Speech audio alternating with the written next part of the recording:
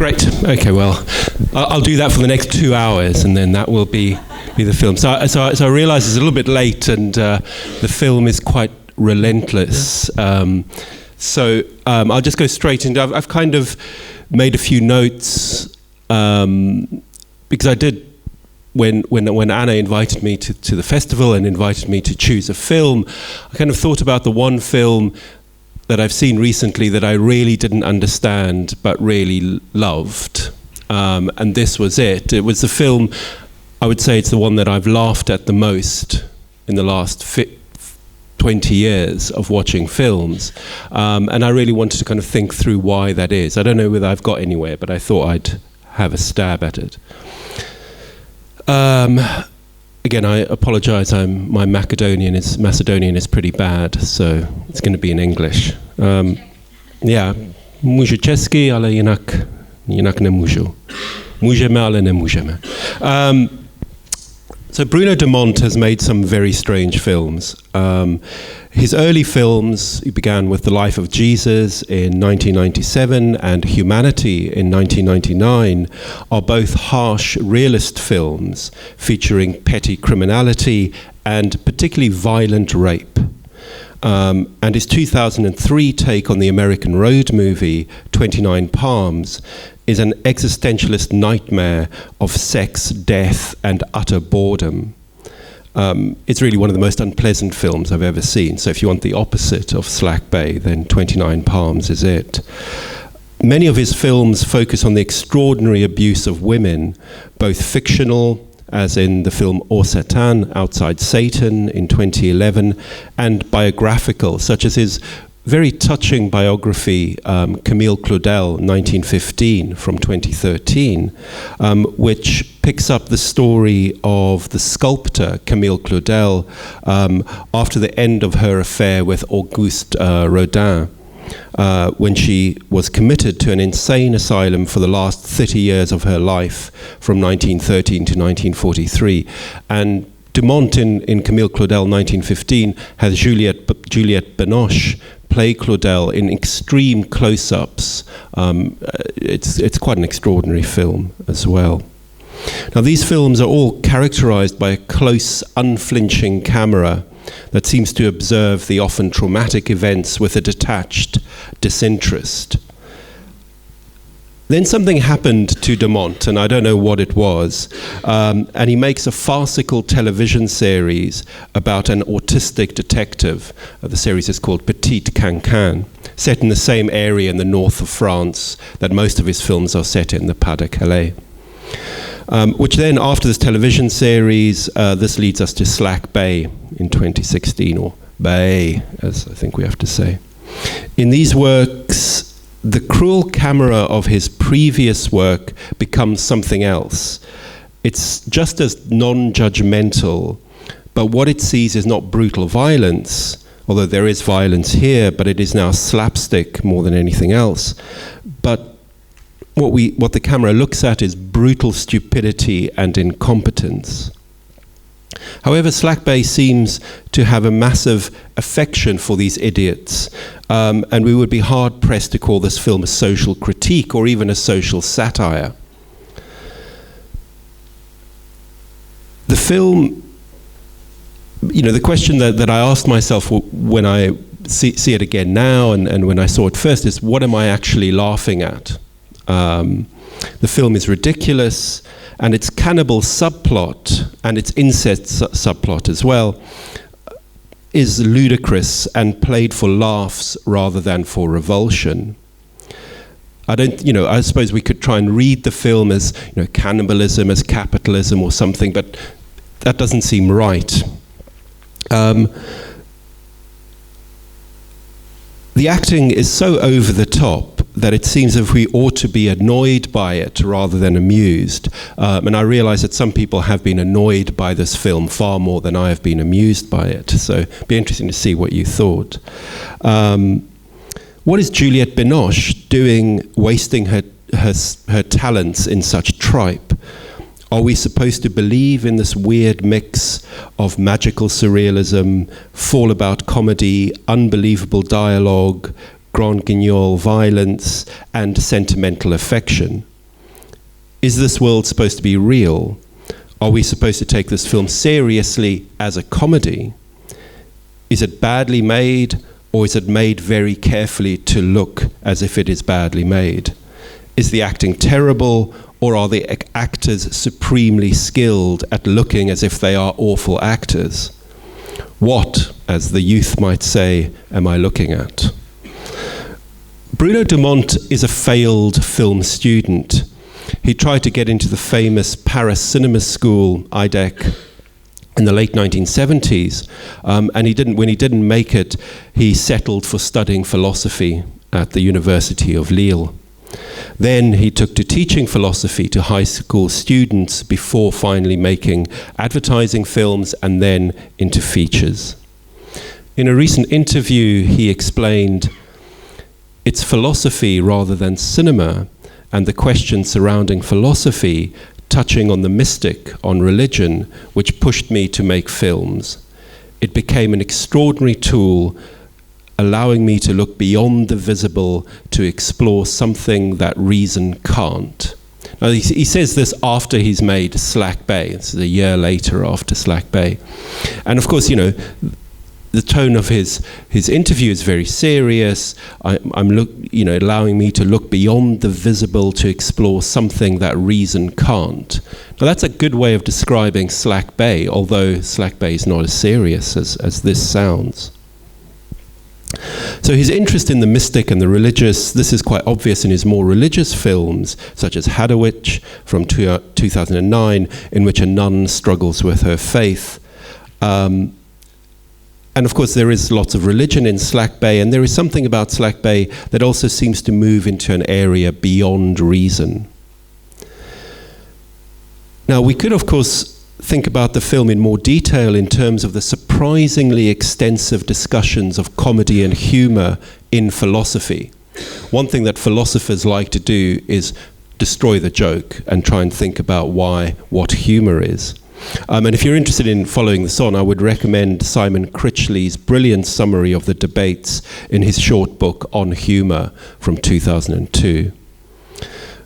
We could think about the three main ways of theorizing how jokes work. The so-called, they're classic, the superiority theory, the relief theory, and the incongruity theory. In the first theory, we like jokes that show how much better we are than others. We can see this in racist and sexist jokes. In the second, the relief theory, often associated with Sigmund Freud and the work he did in jokes and their relation to the unconscious, humor is there to relieve psychic or even political tension, sort of like a safety valve. While the third, less psychological theory, sees that humans find matter out of place somehow amusing. This is the incongruity theory. Put something where it shouldn't be, an obvious moron in the president's seat, for instance, and we laugh or cry. However, I'm not sure that any of these theories help us much with Slack Bay, although we could certainly spend the next 2 hours, going through each of these and trying to offer readings of the film in as either relief, superiority, or incongruity. But I don't think it takes us anywhere very interesting very quickly. What I want to suggest, and I'm nearly finished, is that the philosophical problem of skepticism is what allows us to see what is funny about Slack Bay and also what is funny about philosophy. You're all, I'm sure, fully aware of Plato's cave allegory, where a group of slaves are chained facing a wall on which shadows are cast by a fire behind them, giving them their only sense of reality. For these slaves, the shadows are all they know, and therefore imagine that it is a true picture of the world. In film philosophy, many writers have equated cinema with this cave allegory. When we watch a film, we mistake the images for reality, or at least for a more or less accurate representation of reality. Thus, I often see my students want to judge films on how realistic they are. Now, we can say a lot of things about Slack Bay, but accusing it of realism is not one of them. In recent cinema, the most discussed example of Plato's cave allegory is the Wachowski siblings' The Matrix from 1999, in which, and I've got a big spoilers sign here, but I kind of assume we've all seen The Matrix, so I'm just going to carry on. So in The Matrix, of course, humanity has been enslaved by machines who put them in vats and feed their brains with an illusion of the world, which looks a lot like America in the late 1990s. Why the machines need to do this in the first place is a bit of a mystery, but this is a very clear version of the cave analogy. Everybody's favorite Slovenian philosopher / comedian, Slavoj Žižek, addresses this film in a very useful way. He says, and he writes this in the same year that the film came out, in 1999. So Žižek says, "When I saw The Matrix at a local theatre in Slovenia, I had the unique opportunity of sitting close to the ideal spectator of the film, namely to an idiot. A man in the late 20s at my right was so immersed in the film that he all the time disturbed other spectators with loud exclamations like, 'My God, wow, so there is no reality.'" Now, what I want to say is that Plato's allegory of the cave is a joke. Imagine an idiot who would mistake a shadow for reality or a film for the truth. This then is exactly what is so funny about Slack Bay. It demonstrates in a way that only an illusion can, that it is an illusion, but that there is nothing else behind the illusion. The illusion is the reality. My God, so there is no reality. Thanks very much.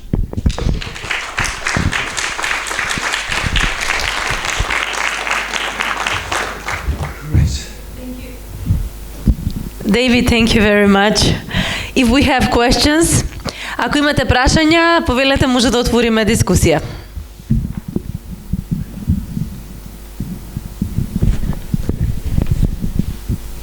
And I'd be interested to see if anybody... Well, I heard people laughing, so that was a good sign. And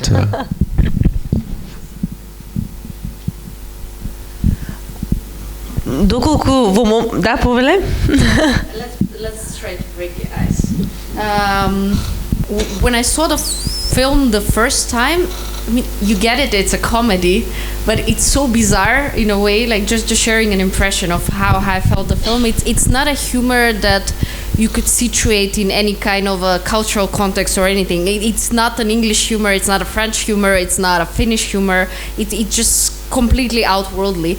And in the same time, when the director makes the film, he oftentimes, I think in interviews, he was saying that it was inspired in a way, like why he decided for this setting from postcards from his place, like this is the place where he comes from, in the north of France, and he wanted to kind of show life in this strange place, which is a place and a no place in the same time. Maybe just a simple question to start with, or to break the ice. What is it actually the French title of the film? Do you maybe know? The French title is Loute. It's the name. Yeah, exactly. And as far as I know, it doesn't mean anything. And that joke they have at the dinner table where they go, "It's just my name." I've looked and I haven't been able to find. Because what I found, I was trying to look a bit in it. It's in Ch'ti, in Picard, like in the language around Lille. So they're using this in a way that in Macedonian we would say brat, in a joking way. So when two friends or pals are just tapping each other's shoulders, so it's like a brother, something like this, but bro maybe in English. I was wondering, like, he's putting then this figure of Loute as a central figure, and even naming the film like that. Where do you think it's his place in this story? Yeah, I know it's a strange, and I think you're right that Loute is something like, "Hey bro," would probably be as close as anything.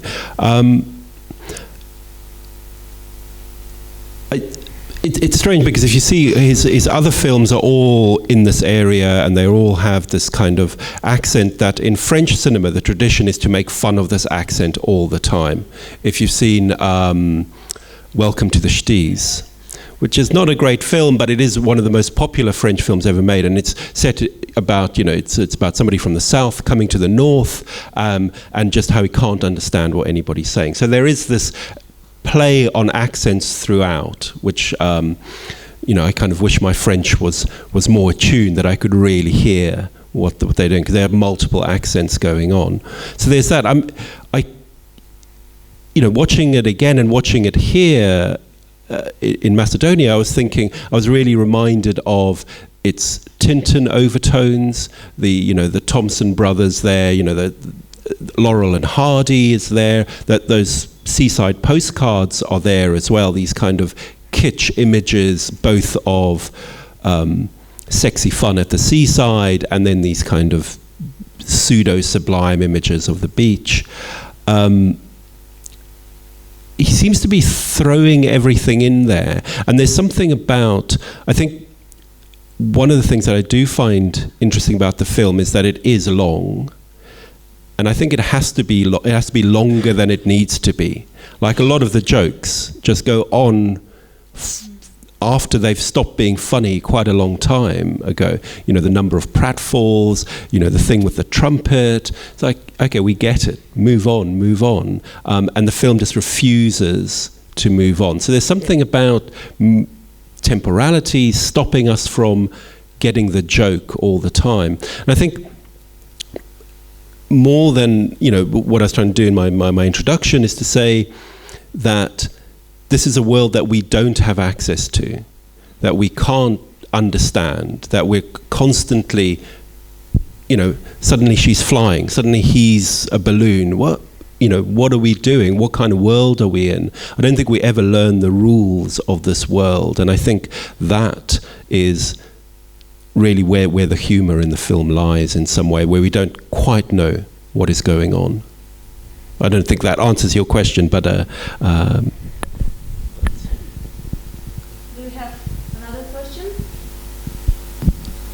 did anybody hate the film? Go on, Eva, tell us.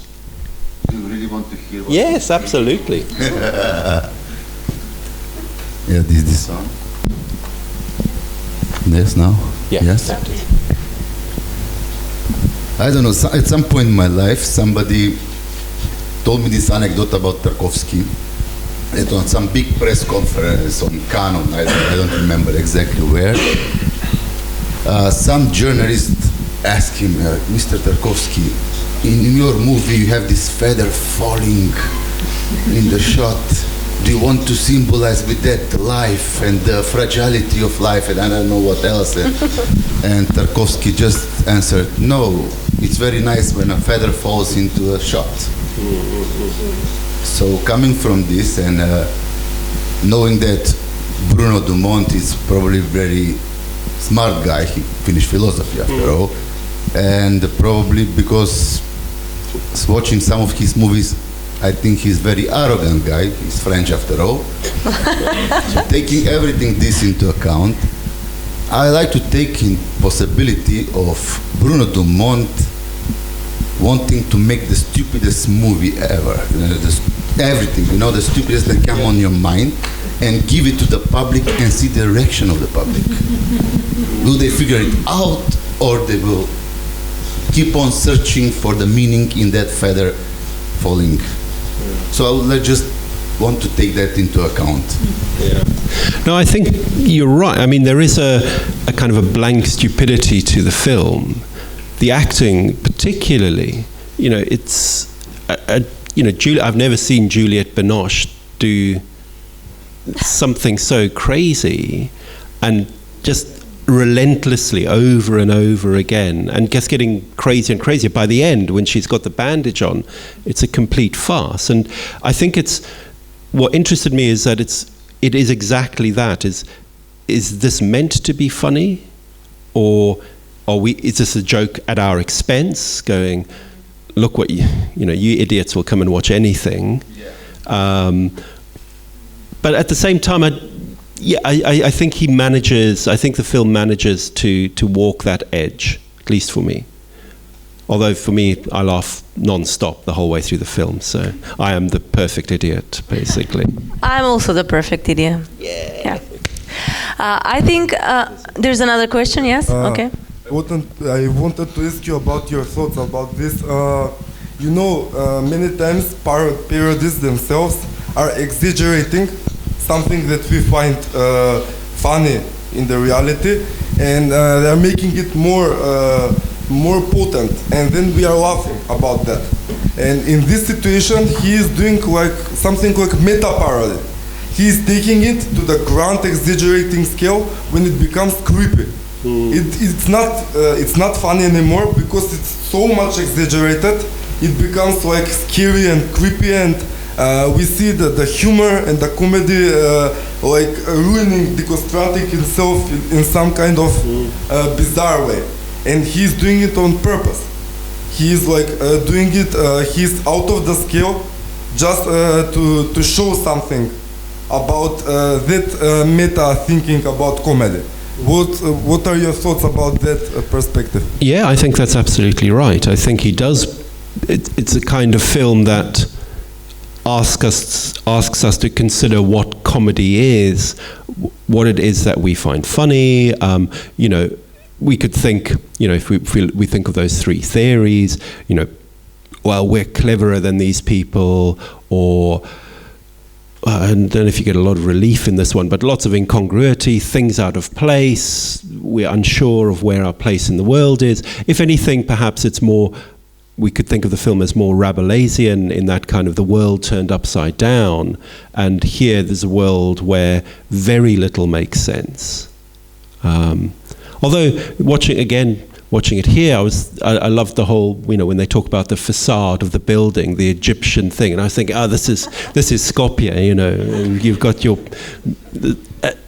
and I liked its kind of allegory with no kind of point in a way. It just seemed to really work in that way. But I think there's also, for Dumont, there's a real affection for that area. I think the scenery shots are beautifully done. I mean, those of you who are technical filmmakers will know just how much, time that takes to set up shots like that. So there is a kind of, and a combination of, and I like that idea of wasted talent. You've got great cinematographers, great actors, and then this ludicrous plot. It is a kind of end-of-world comedy, which I think I quite like.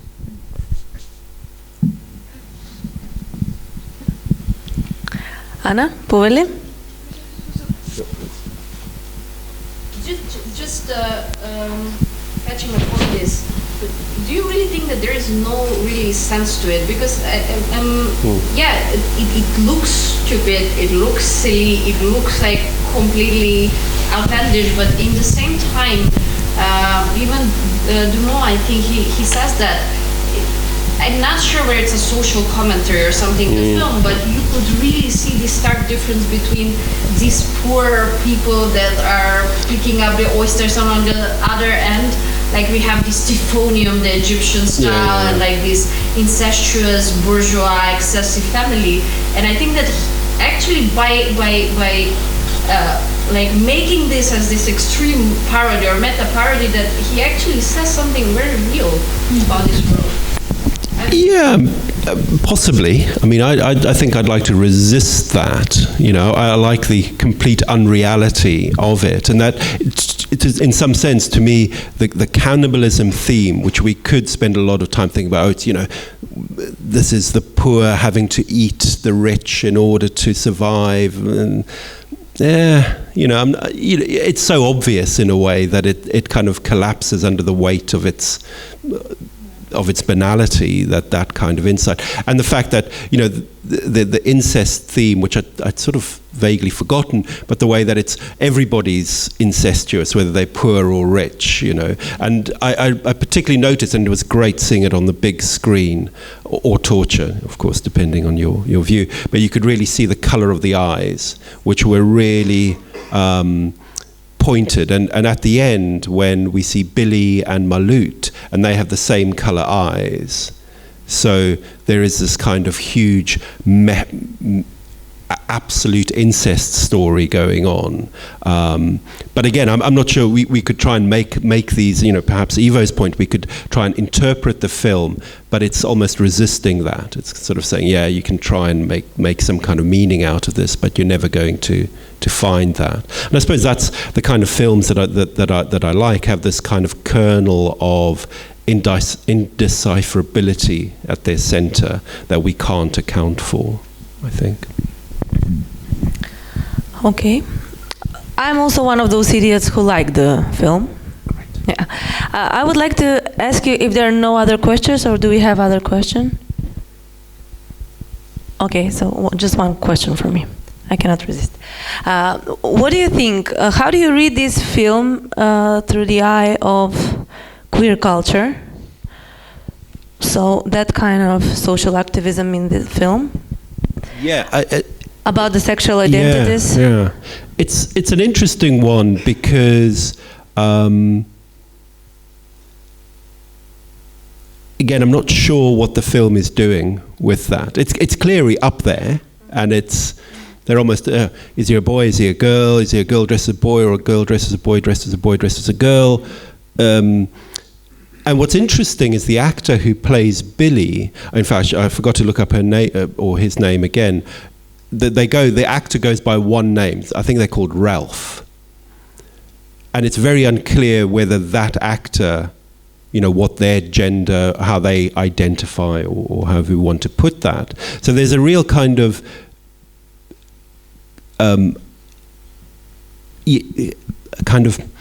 I suppose in a way what the film does is, my sense is that a lot of talk about gender at the moment, and I see it in my students a lot, is about identity. Are you this thing or that thing?